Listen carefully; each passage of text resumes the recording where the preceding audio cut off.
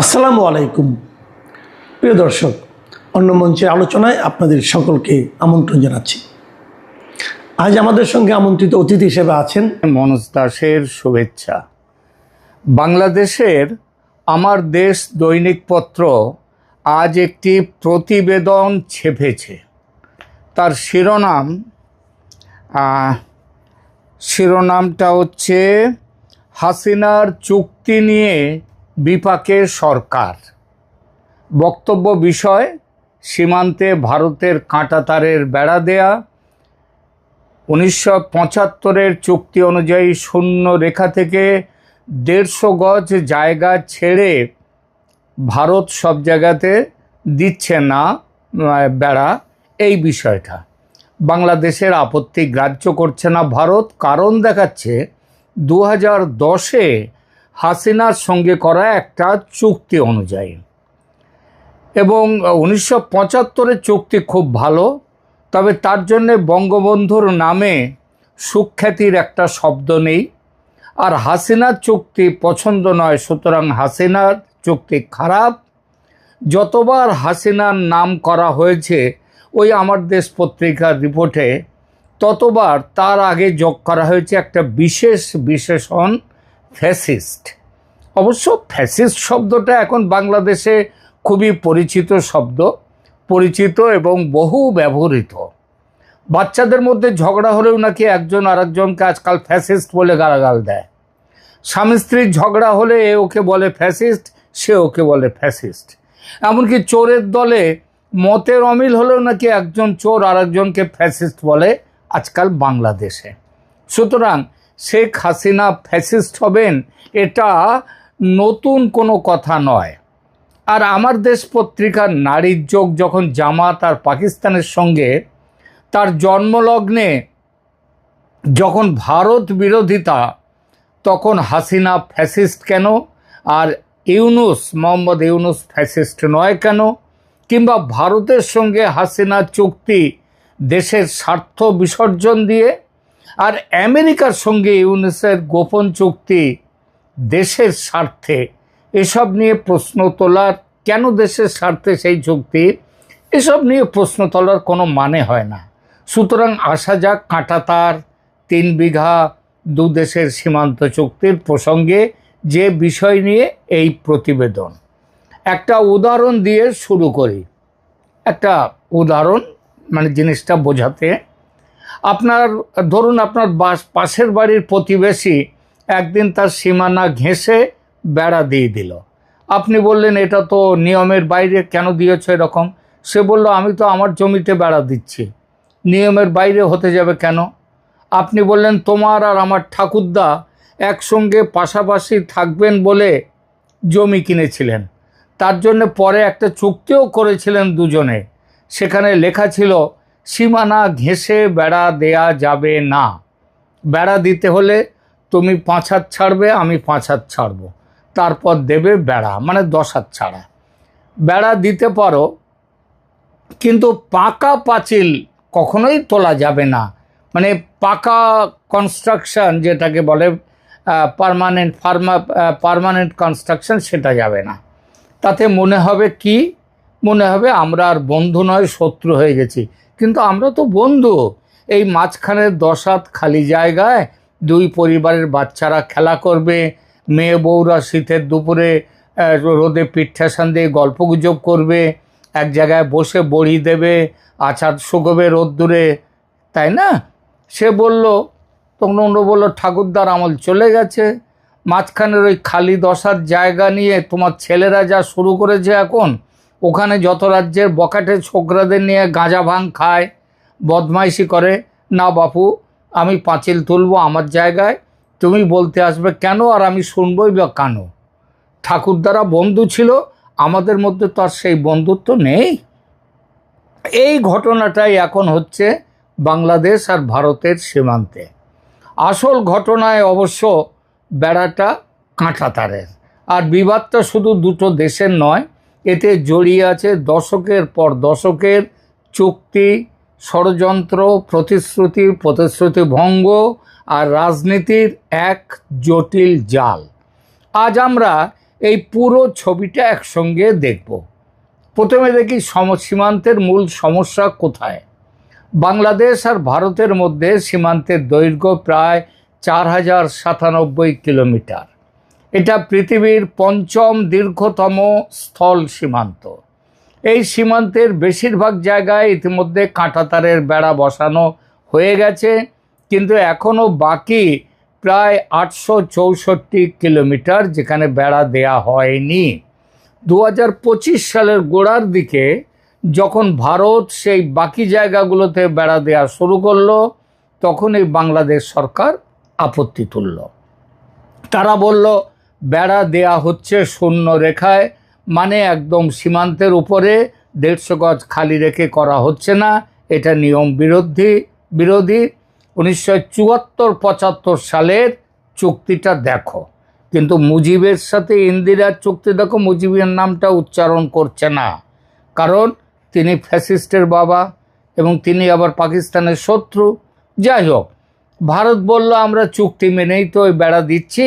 2010-11 সালের চুক্তিটা দেখো, 2015 সালের চুক্তিটা দেখো। তখন প্রশ্ন উঠল কোন চুক্তি, কবে হয়েছিল, কি আছে সেই চুক্তিতে, সেটা বোঝার জন্য আমাদের একটু পেছনে যেতে হবে। চলুন পেছনে যাই। প্রথমে 1975 সালের চুক্তি নির্দেশিকা, সেটায় যাই। 1975 সাল, বাংলাদেশ সদ্য স্বাধীন হয়েছে। সীমান্ত ব্যবস্থাপনা নিয়ে দুই দেশের সীমান্তরক্ষী বাহিনী, ভারতের বিএসএফ আর তৎকালীন বাংলাদেশ রাইফেলস বিডিআর ছিল তখন, মিলে একটা যৌথ নির্দেশিকা তৈরি করলো। সেই নির্দেশিকায় একটা কথা খুব স্পষ্ট করে বলা হলো যে শূন্যরেখার দুদিক মিলিয়ে 300 গজের মধ্যে, অর্থাৎ প্রতিটি দেশের দিকে 150 গজের ভেতরে কোনো প্রতিরক্ষামূলক কাঠামো বানানো যাবে না। কাঁটাতারের বেড়া তো দেয়া যাবেই না। যদি আগে থেকে কিছু থাকে তাহলে সেটাও ভাঙতে হবে। কারণটা সহজ, আমরা বন্ধু দেশ, একজন আর একজনের সঙ্গে হাতে হাত মিলিয়ে এই দেশটা জন্ম হয়েছে, দেশটাকে স্বাধীন করেছে। সীমান্তের কাছাকাছি কাঠামো তৈরি হলে উত্তেজনা বাড়ে, সন্দেহ বাড়ে, শত্রুতা বাড়ে, মানুষের জীবন বিপন্ন হয়, দুই দেশের সম্পর্ক খারাপ হয়। কিন্তু আমরা তো সম্পর্ক খারাপ করব না, আমরা তো বন্ধু। এই নির্দেশিকাটাকেই বলা হয় 1975-এর যৌথ সীমান্ত নির্দেশিকা। বাংলাদেশ বহুবার এই নির্দেশিকার কথা মনে করিয়ে দিয়েছে ভারতকে। 2005 সালেও যখন ভারত সীমান্তে বেড়া দেওয়া শুরু করছিল, তখন বাংলাদেশ সরাসরি বলে দিয়েছিল 150 গজের মধ্যে আমরা কিছু হতে দেব না, ফেন্সিংয়ের তার কেটে নেব, ভেঙে দেবো। কিন্তু 1975-এর পরেও আছে আবার কিছু চুক্তি। ওই যে গল্পটা বললাম প্রথমে, ঠাকুরদারা চলে গেছে, এইসব চুক্তি পরবর্তী প্রজন্মের। 2010-11, 2014-15 যেগুলোকে বাংলাদেশের বর্তমান সরকার বলছে অসম চুক্তি। অসম চুক্তি, কারণ এসব চুক্তি হচ্ছে হাসিনা আমলের, একটা নয় 4-4টে চুক্তি।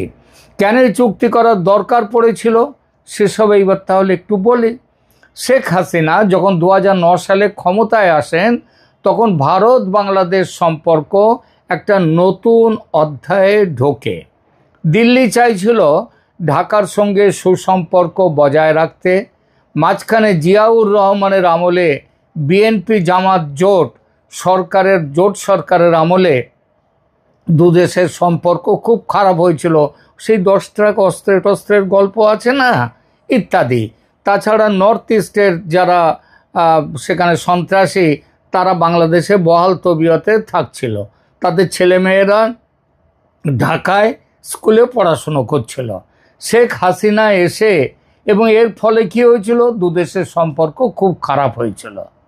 তখন শেখ হাসিনা এসে সম্পর্ক ফেরাবার চেষ্টায়, স্বাভাবিক করার চেষ্টায় লাগলেন। আর সেই প্রেক্ষাপটে একের পর এক সীমান্ত সমঝোতা হতে লাগলো। প্রথম চুক্তি 2010-এর, এটা নিয়ে এই মুহূর্তে সবচেয়ে বেশি বিতর্ক। 2010 সালের এই চুক্তিটি কোন বিষয়ে সেটা কিন্তু সীমান্ত থেকেও বড় জিনিস হচ্ছে 3 বিঘা করিডোরের বিষয়ে এই চুক্তি ছিল। 3 বিঘা করিডোরের নাম এখন খুব একটা, আমি অন্তত বাংলাদেশের সমস্ত পত্র পত্রিকা সোশ্যাল মিডিয়াতে শুনতে পাচ্ছি না আজকাল। 3 বিঘা চুক্তি 2010 সালে সেটা করেছিলেন শেখ হাসিনা। 2010 সালে 3 বিঘা করিডোর 24 ঘন্টা খোলা রাখার একটা চুক্তি হয়। এই 3 বিঘা করিডোরটা কি? সেটা হচ্ছে ভারতের ভেতরে যেমন বাংলাদেশের কিছু জায়গা, তেমনি আবার বাংলাদেশের ভেতরেও ভারতের কিছু জায়গা রয়েছে। তো এইখানটার জন্যেই হচ্ছে এইগুলো একটা করিডোর না হলে বাংলাদেশের যে জায়গাগুলো ভারতের মধ্যে রয়েছে সেগুলোতে লোকজন, বাংলাদেশের অন্য অঞ্চলের লোকজন কি করে যাবে কিংবা তাদের সাথে যোগাযোগ থাকবে, তার জন্য একটা করিডোর হয়। এই করিডোরের নাম হচ্ছে 3 বিঘা করিডোর। এটা 24 ঘন্টা খোলা রাখার একটা চুক্তি হয়। কিন্তু এই চুক্তিতেই একটি বিতর্কিত ধারা যুক্ত হয়। ধারাটা কি? অঙ্গার পোতা, সেখানে শূন্য রেখার ওপরেই কাঁটাতারের বেড়া নির্মাণের অনুমতি দেয় বাংলাদেশ, যা 150 গজ নিয়ম সেই 1975 ছিল, সেই নিয়মের ব্যতিক্রম। লালমনিরহাটের 3 বিঘা করিডোর সংক্রান্ত আলোচনার সময় একটা সমঝোতা হয়। কিছু নির্দিষ্ট জায়গায় শূন্য রেখার ওপরেই কাঁটাতারের বেড়া দেওয়ার অনুমতি দেয়া হয়।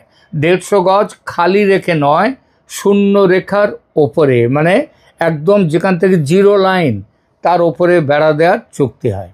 এটাই সেই চুক্তি যেটার কথা আমার দেশ পত্রিকা তাদের ওই প্রতিবেদনে দিয়েছে যে হাসিনার চুক্তি নিয়ে বিপাকে সরকার। কিন্তু কেন এই চুক্তিটা করা হয়েছিল পুরো প্রতিবেদনে সে সম্পর্কে একটা কথা নেই। কারণ এই চুক্তির ফলে 1975 সালের 150 গজের নিয়ম যেটা, সেটা ব্যতিক্রম হয়ে যায় কিছু ক্ষেত্রে। তার মানে 4000-এর মধ্যে মাত্র 800 কিলোমিটার এখন সেটা বাকি আছে সেখানে দিতে। তার মানে 4200 কিলোমিটার তো দেয়া হয়ে গেছে, তখন কিন্তু ঝামেলা হয়নি। এখন তো হচ্ছে বিশেষ কিছু জায়গায়, পুরো জায়গায় নয়। এখন সেই নজিরের ওপর ভর করে ভারত বলছে আমরা তো 2010 সালে চুক্তি করেছি, সেখানে তো এইটা বলা নেই যে একেবারে 150 গজ রাখতেই হবে। দ্বিতীয় চুক্তি হলো 2011 সালের সেপ্টেম্বরে। ভারতের প্রধানমন্ত্রী মনমোহন সিং ঢাকায় আসেন। সেই সফরে 1974 সালের মুজিব ইন্দিরা চুক্তির একটা বাস্তবায়ন প্রোটোকল সই হয়।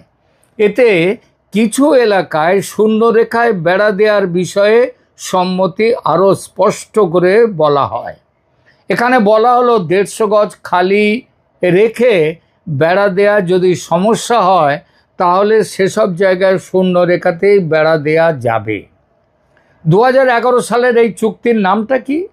নামটা হচ্ছে ভূমি সীমান্ত প্রোটোকল ও সমন্বিত সীমান্ত ব্যবস্থাপনা পরিকল্পনা, CBMP। 2011 সালের 6 সেপ্টেম্বর মনমোহন সিং ও শেখ হাসিনার মধ্যে স্বাক্ষরিত এই প্রোটোকলে সুনির্দিষ্ট কিছু এলাকায় শূন্যরেখায় বেড়া দেওয়ার বিষয়ে দুপক্ষ একমত হয়, বিশেষত ডাউকি, তামাবিল এইসব এলাকায়। এরপর 2014-15 সালে আরও একটা চুক্তি হয়। এই পর্যায়ের সবচেয়ে গুরুত্বপূর্ণ ঘটনা ছিল 1974 সালের অসম্পূর্ণ মুজিব ইন্দিরা চুক্তির চূড়ান্ত বাস্তবায়ন। ভারতের সংসদে পাশ করা হয় এই প্রস্তাব 2015 সালে। 6 মে রাজ্যসভায় আর 7 মে লোকসভায় এই ভোট হয়। সেখানে একবারে বিপুল ভোটে 331 শূন্য ভোটে সংশোধনী পাস হয়। এটা ছিল ভারতের সাংবিধানিক বাধ্যবাধকতা। কারণটা কি? কারণটা ওই যে 3 বিঘার কথা বললাম, ওই 3 বিঘা হস্তান্তর করতে গেলে ভারতের জমি, ভারতের মধ্যে বাংলাদেশের যে জায়গাগুলো ছিল, যে ছিটমহলগুলো ছিল, সেগুলো ছিল কম, তার মোট জায়গা কম, আসছি সেখানে। আর ভারতের যে জায়গাগুলো বাংলাদেশের ছিটমহল ছিল বাংলাদেশের ভেতরে, তাদের আয়তনটা বেশি। এর ফলে হলো কি, যখন হস্তান্তর হয় সেই হস্তান্তরের জন্য ভারতের জমি কমে যায়। তো ভারতের সংবিধানে আছে যে এখানকার যে জমি রয়েছে এদের ভূমি, তার থেকে যদি অন্য কোনো দেশকে দিতে গেলে কিংবা তাদের সাথে চুক্তি হতে গেলে তার জন্য একটা সংসদের পাস করা চাই। তো এই জন্যে ছিটমহল বিনিময় হয় 31শে জুলাই 2015 মধ্যরাতে, আর 6 মে রাজ্যসভায় এবং লোকসভায় 7ই মে প্রস্তাব পাস হয় যে ভারতের জমি বেশি চলে যাচ্ছে, ওটা বাংলাদেশে চলে যাক। এইবার বলি কি বেশি, কারণ শেখ হাসিনা তো এই চুক্তি করেছেন। ভারতের 111টা ছিটমহল বাংলাদেশে ছিল, আর বাংলাদেশের 51টা ছিটমহল ভারতে ছিল। এইটা মানে বাংলাদেশের এটা ছিল জমির হিসেবে। বাংলাদেশ যখন ওর জায়গাটা নিয়ে নিল, অর্থাৎ বাংলাদেশের ভেতরে ভারতের ছিটমহলটা বাংলাদেশ নিয়ে নিল, আর ভারতের ভেতরে বাংলাদেশের ছিটমহলগুলো ভারত নিয়ে নিল। এর ফলে জমির হিসেবে বাংলাদেশ প্রায় 10,050 একর জমি বেশি পেয়ে গেল, যা আগের আলোচনায় আমি উল্লেখ করেছি। যদি বাংলাদেশ কম জমি পেত আর ভারত যদি বেশি জমি পেত, তাহলে আর দেখতে হতো না, হাসিনা আরও 10 গুণ বড় ফ্যাসিস্ট হয়ে যেতেন, আর ভারত আরও 10 গুণ বেশি প্রভুত্ববাদী হয়ে যেত। ভুল বললাম কি? প্রিয় দর্শক, এই বিষয়টাও কমেন্ট করে জানাবে। তার মানে ছিটমহলের যে লেনদেন হলো, বিনিময় হলো, তার ফলে জমির পরিমাণ 10,000 একর বেড়ে গেল বাংলাদেশের। বাংলাদেশের আয়তন 10,000 একর বেড়ে গেল। বাংলাদেশের অন্তর্বর্তী সরকারের স্বরাষ্ট্র উপদেষ্টা যখন ছিলেন জাহাঙ্গীর আলম চৌধুরী, তিনি বলেছেন 2010 থেকে 2023 সালের মধ্যে সীমান্তে ভারতের সঙ্গে অনেক অসম চুক্তি হয়েছে। বক্তব্য তার মানে হচ্ছে ভারতের লাভটা বেশি হয়েছে, বাংলাদেশের লাভ হয়নি। এই চুক্তিগুলোই নাকি সমস্যার কারণ। কিন্তু জাহাঙ্গীর চৌধুরী তিনি এটা ভেবে দেখেননি যে চুক্তি করতে গেলে, এই চুক্তি যদি না হতো তাহলে দহগ্রাম, আংরাপোতা, এই জায়গাগুলো এতদিন সেখানকার মানুষরা ভারত ঘেরা এলাকায় বিচ্ছিন্ন থাকত। তাদেরকে নিয়ে আসার চুক্তি করে বাংলাদেশ 10,000-এর ওপরে একরের বেশি জমি পেয়ে গেল। চুক্তি একতরফা হয় না স্যার, কিছু তুমি দেবে, আমি কিছুও দেব, আমি সব দেব, আমি সব নেব, তুমি কিছু দেবে না, এই নিয়ে কোনো দিন চুক্তি হয় না।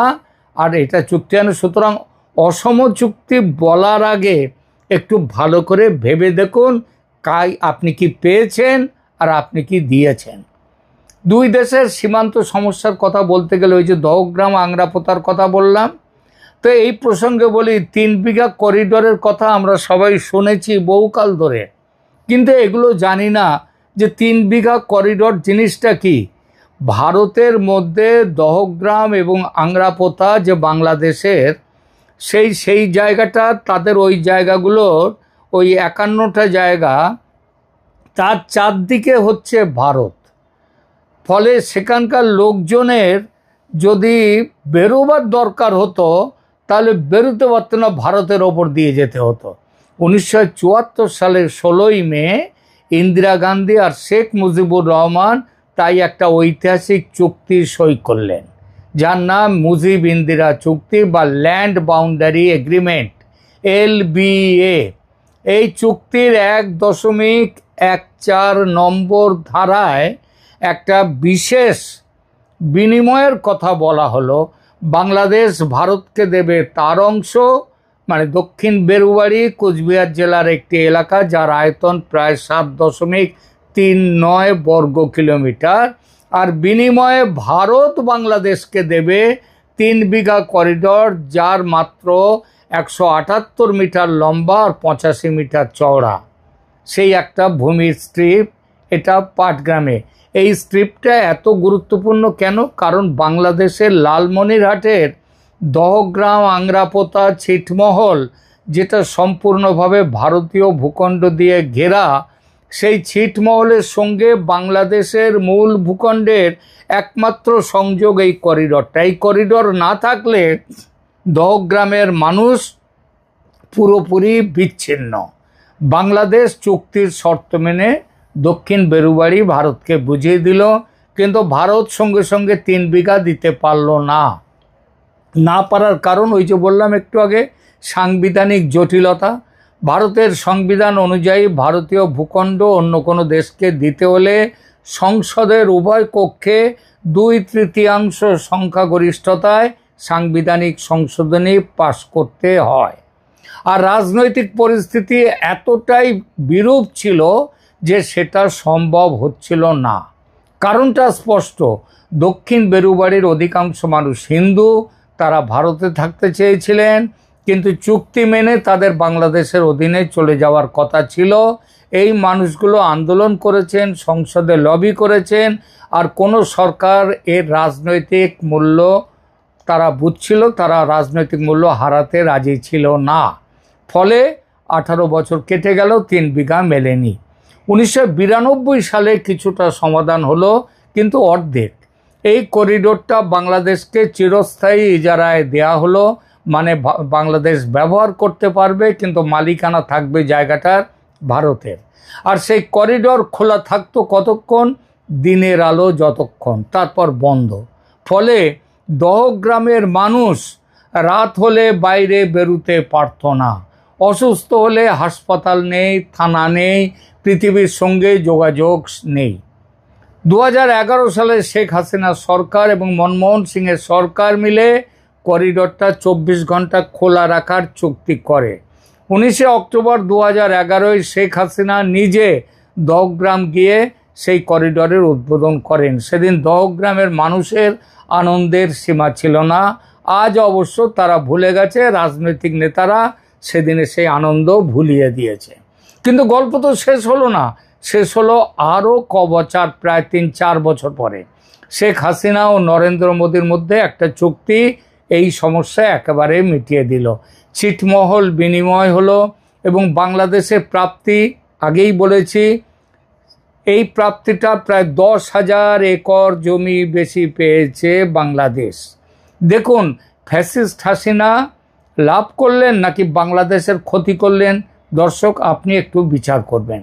2015 সালে ঘটল সেই ঘটনা, যেটার জন্য 2 দেশ 41 বছর অপেক্ষা করেছে। 7ই মে 2015 ভারতের লোকসভা, আগে বললাম ওই 331 ভোটে পাশ করে দিল ভূমি সীমান্ত চুক্তির সংশোধনী। এরপর রাজ্যসভাও পাশ করলো সেই বিল। 1974 সালের মুজিব ইন্দিরা চুক্তি অবশেষে বাস্তবে কার্যকর হলো 31 জুলাই 2015 মধ্যরাতে। সেদিন বাংলাদেশ আর ভারত মিলে 162টা, 111টা ছিল বাংলাদেশের ছিটমহল ভারতের মধ্যে, তার আয়তন কম, আর ভারতের ছিল 51টা ছিটমহল বাংলাদেশের ভেতরে, তার আয়তন বেশি। এর যখন বিনিময় হলো 10,000 একর জায়গা বেশি পেয়ে গেল বাংলাদেশ। এটা পৃথিবীর ইতিহাসে অন্যতম বৃহত্তম ছিটমহল বিনিময়। হিসেবটা তাহলে বুঝে গেলেন তো হিসাবটা? বাংলাদেশ তাহলে জমির পরিমাণে বাংলাদেশ পেল 17,160 একর, আর ভারত পেল 7,100 একর, মানে 10,060 একর জমি ভারতের, 10,050 একর 60 একর জমি বেশি পেল বাংলাদেশ। এটাই সেই কারণ, যে কারণে ভারতের সংসদে এই চুক্তি পাস করাতে এত সময় লেগেছিল। কিন্তু সমাধান আজকে আর ওই 3 বিঘা করিডোরের সমস্যা নেই। সীমান্তের খোলনলচের গল্পটা তাহলে পেলেন। তাহলে বর্তমান বিরোধ এবং সেই বিরোধ কারা তৈরি করছে সেটা আপনি বিচার করুন। ভারত এখন সেই 864 কিলোমিটার বাকি সীমান্তে বেড়া দেওয়া শুরু করেছে, আর সেই বেড়া অনেক জায়গায় শূন্যরেখার ওপরে বা খুব কাছে দেয়া হচ্ছে। এটা তো ওই 2010, 11 এই সব চুক্তিতে তো সেগুলো মেনে নেওয়া হয়েছে। বাংলাদেশ বলছে এটা 1975 সালের নির্দেশের লঙ্ঘন। ভারত বলছে না, আমরা হাসিনার সঙ্গে যে চুক্তি করেছিলাম সেটা মেনেই করেছি এবং সেটা মেনেই এখন বেড়া দিচ্ছি। আর এখানেই আসল রাজনৈতিক প্রশ্ন। বাংলাদেশের অন্তর্বর্তী সরকার এই চুক্তিগুলোকে অসম বলছে, তারা চাইছে এগুলো বাতিল হোক। তার মানে ভারত চুক্তি বিরোধী কাজ করছে একথা তারা বলছে না, তারা চাইছে বাতিল হোক চুক্তি। তাহলে কি বাতিল হবে? চুক্তি বাতিল হলে ওই 3 বিঘা দহগ্রাম আংরাপোতা যে ছিটমহল বিনিময় সেগুলোও বাতিল করতে হবে, সেগুলোও বাতিল করতে হবে। কূটনৈতিক বাস্তবতা হলো দ্বিপাক্ষিক চুক্তি বাতিল করা ততটা সহজ নয় যতটা বক্তৃতায় দেয়া যায়। ভারত বলেছে আমরা সব প্রোটোকল মেনে চলছি, সুতরাং আমরা আমাদের জায়গায় শূন্য রেখার ওপরেও যদি দিতে হয় আমরা দেব। প্রিয় দর্শক, শুনলেন চুক্তির কথা, শুনলেন সীমান্তে বেড়া দেয়া নিয়ে যে ঝামেলা চলছে তার কথা। এবার আপনি বলুন, হাসিনা আমলের চুক্তিগুলো নিয়ে প্রশ্নটা, যে এগুলো যে প্রশ্ন উঠছে এগুলো কি সত্যি অসম? এগুলো কি সত্যি বাংলাদেশের স্বার্থ বিরোধী?